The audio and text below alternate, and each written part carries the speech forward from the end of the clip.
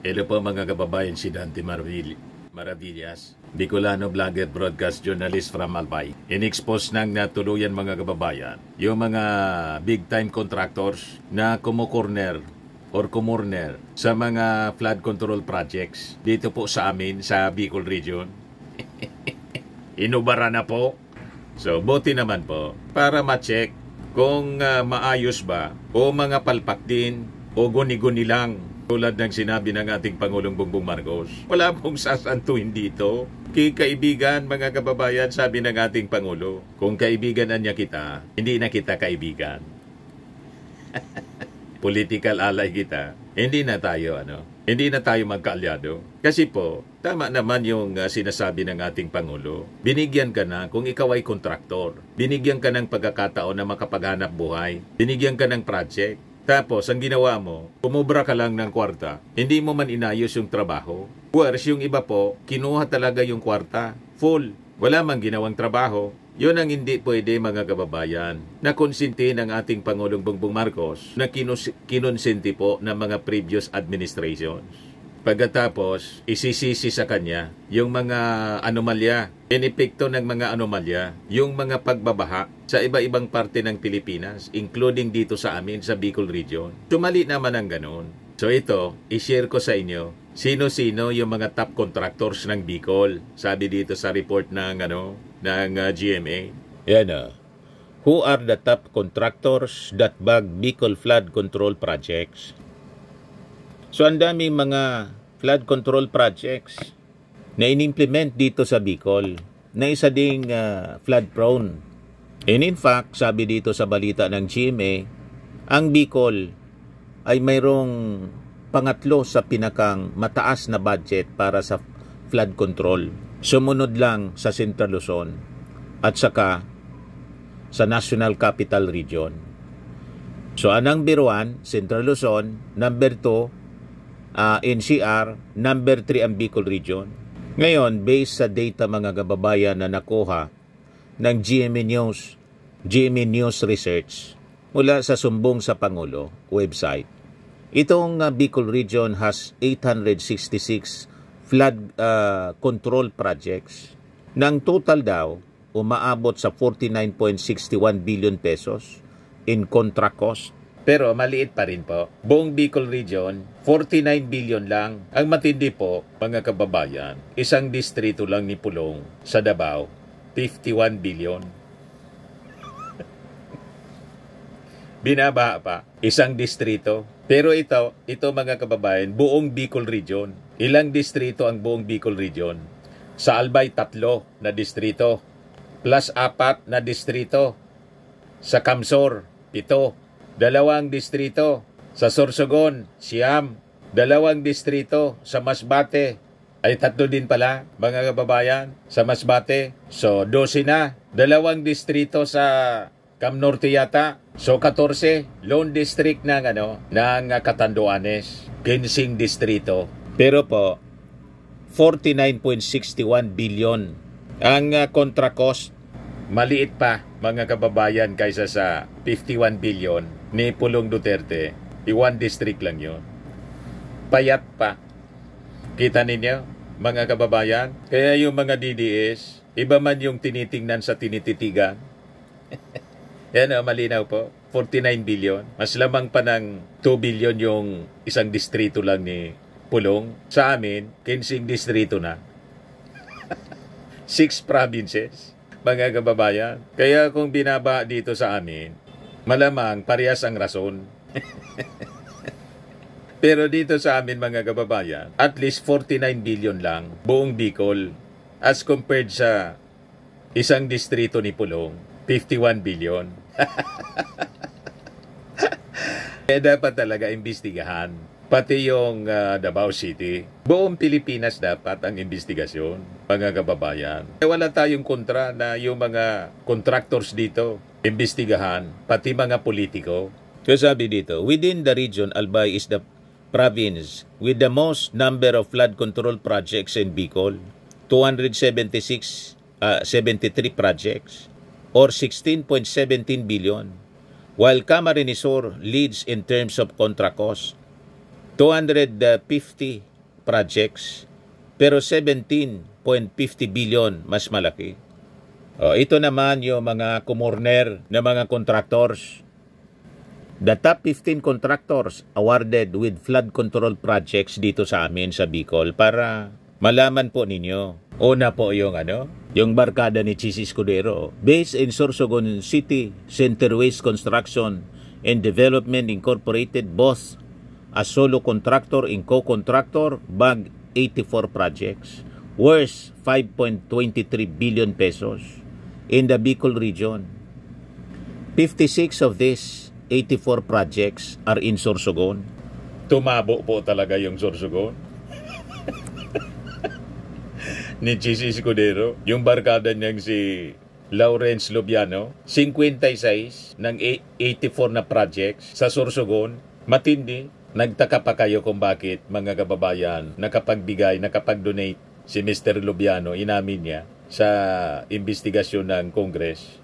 Nagbigay siyang 30 million kay Chis Escudero. Magkano lang naman, mga kababayan, ang 30 million sa 5.23 billion ng worst ng kontrata? Sinsilyo, di ba? Yan ang sinasabi natin. Sabi dito sa report ng GMA, Centerways secured 61 flood control projects worth 3.72 billion as a solo contractor and as 23 other projects with co-contractors worth 1.51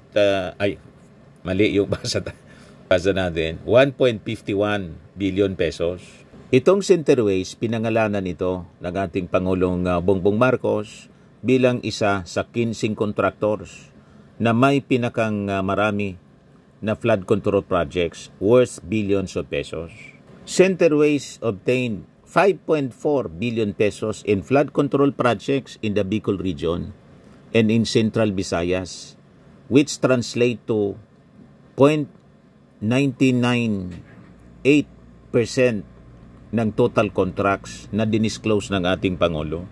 Itong Centerways projects ay nasa Region 5, Region 7, may total na 87 projects worth 5.55 billion pesos na equivalent to 0.88% ng total number ng projects. Ngayon, inamin po sa interview ni Chis Escudero, barkada niya, si Lawrence Lubiano, at nagbigay sa kanya ng 30 million noong 2022 election. Pero nag-deny siya ng kanyang involvement in any flood control projects in Sorsogon. Nagpilato, aniwala kayo na nagbigay sa kanya si Lawrence Lubiano, mga kababayan, ng 30 million. Pagkatapos, nitawag sa telepono, wala siyang ginawa.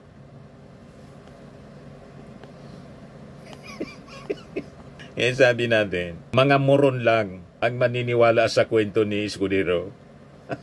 Yan kung gusto ninyong tawaging moron. O diba? Yan siguro ang pagtingin sa ating mga mamamayang Filipino ni Chis Escudero, mga moron, para hindi maniwala na maniwala pala sa kanyang pag-deny. Tama ba? O ito naman, dito sa amin sa Albay, Hightone Construction and Development Corporation is the second leading contractor in the Bicol region, acquiring 44 flood control projects worth 3.45 billion pesos as solo contractor. If its projects will include those it undertook with co-contractors, the number will go up to 51 projects worth 4.15 billion pesos. Bilang solo contractor, it secured 17 flood control projects worth 1.41 billion pesos in Camarines Sur and another 20 projects worth 1.41 billion pesos in Albay. Kasama sa mga projects, itong tatlong riverbank protection esplanade along the Barit River in Barangay Sagrada Familia, Section Phase 2, in Santa Justina Section in Buhi, Camarines Sur, worth 419.6 million pesos. Ayan po. Mga mitigation structure along Bicol River.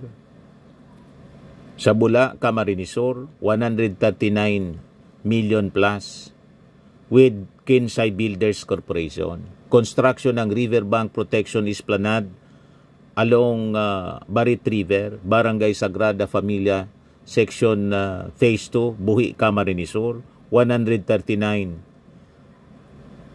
Halos magkakaparehas po, million plus. Tapos construction ng Riverbank Protection Esplanade along Barit River, Santa Austina Section, Buhi, Camarines Sur, worth 139. Pare-parehas yung presyo. Konti lang yung yung diferensya. With its main office located in Albay, Hightone is headed by President Edgar Acosta, while former Ako Bicol Party List Representative Christopher Co is the founder. Personal nating kilala sila. Pumunta na nga yan si Kito dito sa bahay. Pero matagal na, siguro anong okasyon yun? Panahon ni Digong, mga 2016 yata, 2017. Matagal na. Di ko man siya inimbita. Sumama sa mayor. Kaibigan pa niya yung dating mayor ditong governor na, si Noel Rosal. In-invite ko si Noel Rosal, mayor ng city, ng Legazpi City. Sumama si Kito kasi magkaibigan sila. Kaya napunta yan dito. Anong okasyon yun? Anniversary namin ni Mrs. Siyempre, yung mga kaibigan nating mga opisyal at mga ordinary people, na-invite natin. Doon ko siya first na nakilala. Si Kito ko, tumakbong congressman dito sa distritong ito. Medyo hindi pinalad, natalo. Ang nanalong congressman ngayon, contractor din, si Congressman Luria. You see, sila yung may mga kwarta simpleng panggastos eh. Mga kontraktor, pumasok na sa politika. Ngayon, sabi rito, based on its 2024 General Information Sheet from the SEC, Co no longer owns Hightone. On September 1, Acosta was not physically present during the Senate Blue Ribbon Committee hearing on the questionable flood control projects in the country. But a representative attended instead. Ito pa, isa pang kontraktor, Bicol Gold Rock Construction Corporation. Nakakuha din ng 44 flood control projects worth 3.23 billion. Nakabase siya sa Camarines Sur. Yan. Tapos yung GCI Construction, nakakuha ng 28 flood control projects worth 2.5 billion. Tapos yung Pamoso, Bantog na SunWest Incorporated, sabi dito, it has the most expensive flood control project in the Bicol region based sa sumbong sa Pangulo website. It has 10 flood control projects worth 1.3 billion in Camarines Sur. Sa report ng 24 oras, SunWest got the largest amount among the 15 construction companies that secured 20% of the 545 billion allocated for flood control projects. SunWest obtained 10.1 billion for 78 flood control projects across the country, 17 of which are in the Bicol region and worth 2.33 billion pesos. Ako Bicol Party List Representative Elizalde Co was a former incorporator of SunWest but has reportedly divested. Ito pa, Macapa Corporation, solo contractor. Itong Macapa, ang may-ari nito, yung bagong congressman, si Luria. Personal kong kakilala din. Yan. Solo contractor, Macapa has 24 projects worth 2.2 billion pesos. It has 2 other projects with co-contractors worth 144.6 million. Hindi na sinabi kung sino yung may-ari, pero kilala ko ang may-ari niyan. Dati rin na dikit kay Chis Escudero. Pero yung chismis na nabalitaan ko, medyo nagkahiwalay. Iwan ko kung ano yung kwento. Ay, hindi ko kumpirmado, pero may mga chismis kung ano yung rason ng pag-iwalay. Di ba? Hindi ko na ikwento sa inyo kasi hindi man po kumpirmado. Basta yun ang kumalat. Congressman na rin yung may-ari nito. Pero malamang deny best din niya kasi bawal nga. Pag ikaw pumasok na sa gobyerno, dapat umiwalay ka sa sa ganyang negosyo. Nag-divest po. Pero sabi ng mga sabi naman ng mga narinig natin, sa papel man lang anya. Ewan ko kung totoo yung ganyan. Nasa papel lang para walang violation sa batas. Yan ang requirement pag pumasok ka bilang politiko. I-divest mo dapat yung mga private interest mo. Ayan pa, hindi na mga kilala to. Ramar Plus Incorporated, 1.7 billion. Eos Construction, 1.2 billion. Malalaki din. Richmark Construction, 1.091 billion.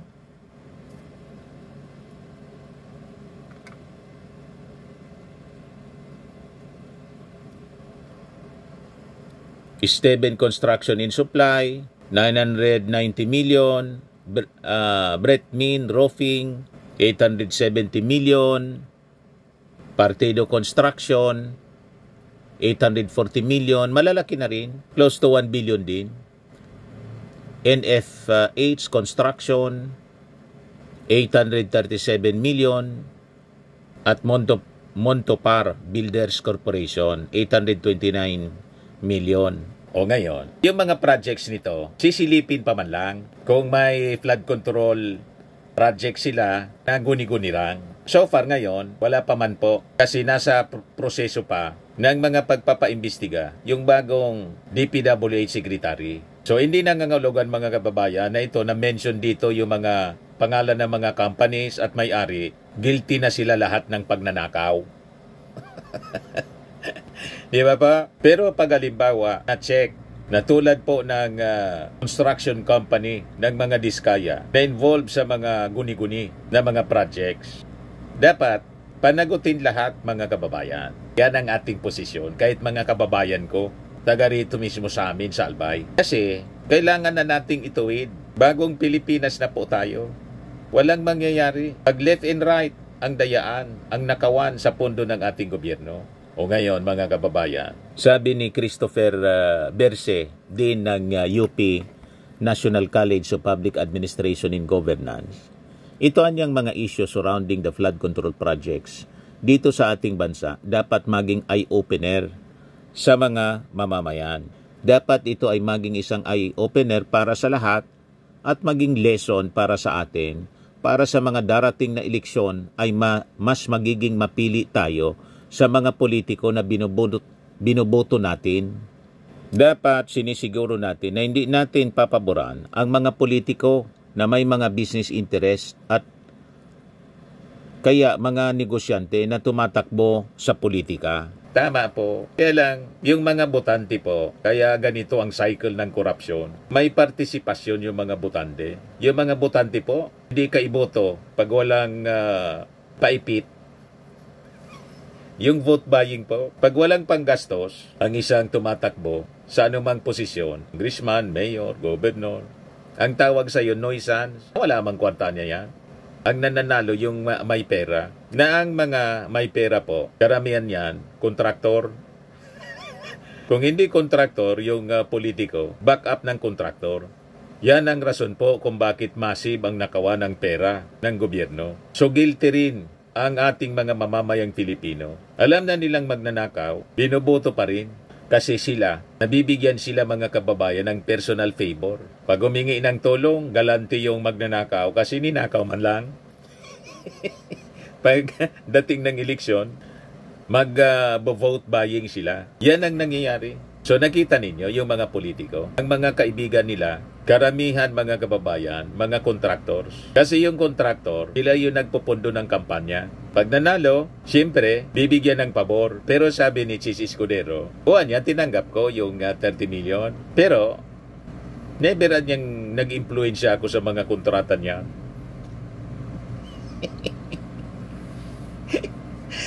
You see? O ngayon, ginisa kahapon si Lawrence Lubiano sa investigasyon ng Congress. Yan o. If Mr. Lubiano has already been placed under oath. Tinatanong ni We confirm that ni he has taken Chiljokno. his oath earlier together with the other contractors, Your Honor. Thank you, Mr. Chair. Yan o. Kayo po Bata ang pa pala. presidente ng Centerways Construction and Development Incorporated, Mr. Lubiano. Yes po.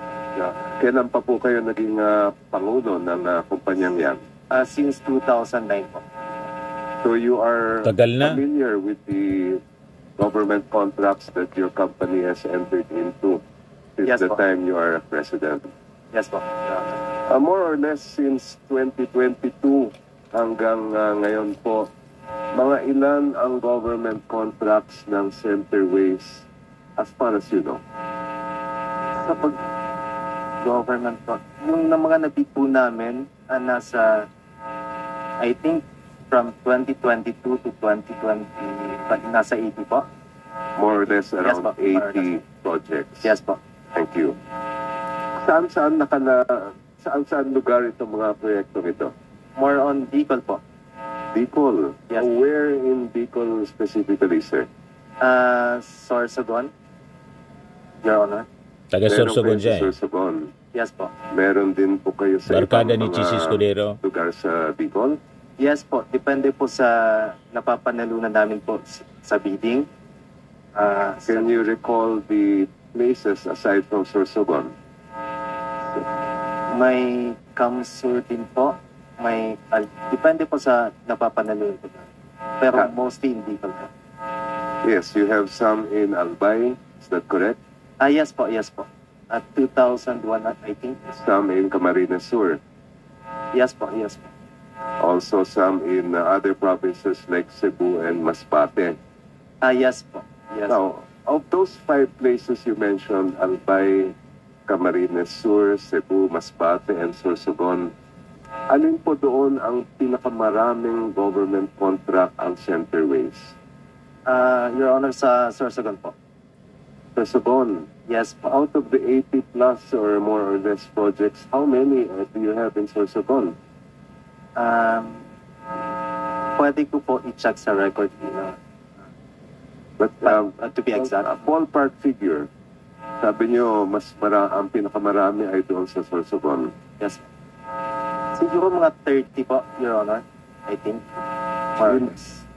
I was checking the website of Sumbong sa Pangulo. Yes po. Ang nakita ko po doon, umaabot yata ng around 50, 53. Can you confirm that, please? Sure, i-check ko po, Your Honor. But you're sure that most of your projects came from or are located in Sorsogon? Yes po, Your Honor. Now, you were named as... let me just rephrase that question.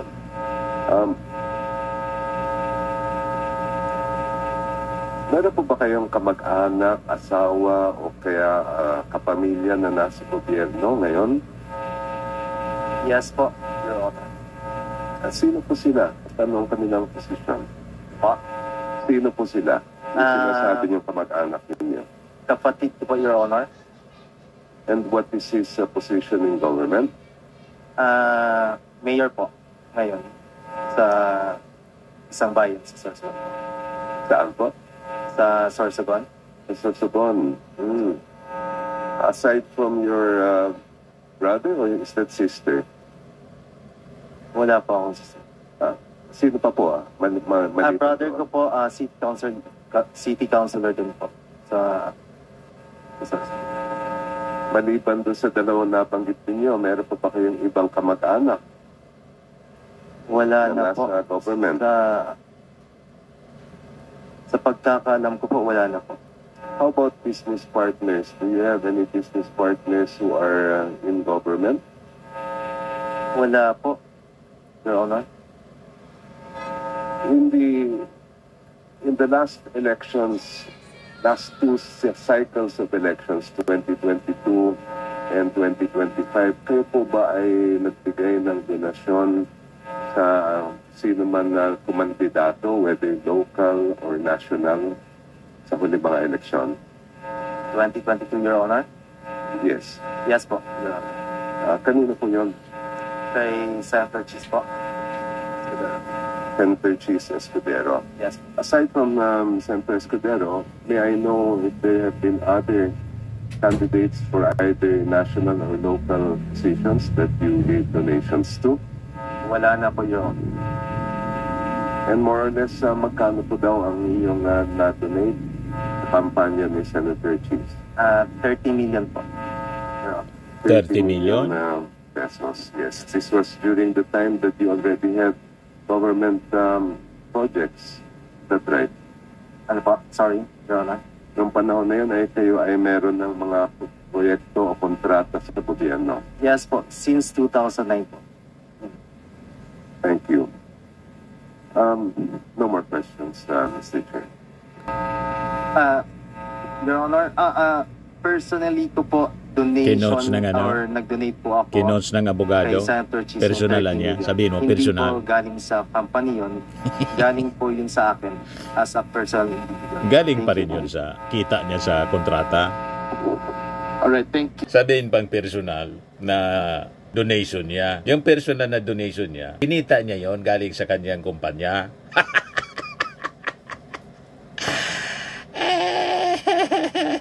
I-separate mo yung sarili mo sa kumpanyang ikaw mismo yung presidente. In-establish lang po ni Attorney Cheljuk, no, yung facts na tumanggap si Cheese Escudero, na inamin naman po ni Cheese Escudero, 30 million. O ngayon, ang iintayin na lang natin, ano yung aksyon ng COMELEC. Kasi sila yung nagsabi na may violation. Di ba pa?